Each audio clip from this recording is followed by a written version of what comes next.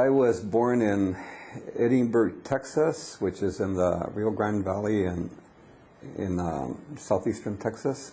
And I was born there, but I actually was raised in the Northwest. You know, my parents came up here as migrant farm workers.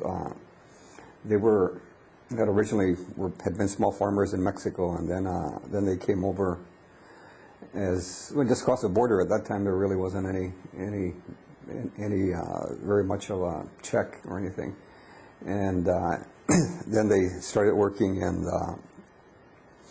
largely in the citrus and in the farms in Texas, and helping. I remember my father telling me as a child, you know, they helped clear the mesquite, you know, the brush, you know, so in the Rio Grande Valley, so that the growers could plant their big farms. And then in the late 40s, early 50s, there was a series of big frosts, and the citrus froze, and you know, a lot of people started to leave, and by the first, and usually what would happen, somebody would go, then they would, you know, through the network, they would go back and report, you know, how conditions were, and then other people would come up. And in our case, from what I heard, it was actually my cousin Erasmo's family, because Dr. Guadalupe Gamboa, you know, his father and my father were brothers,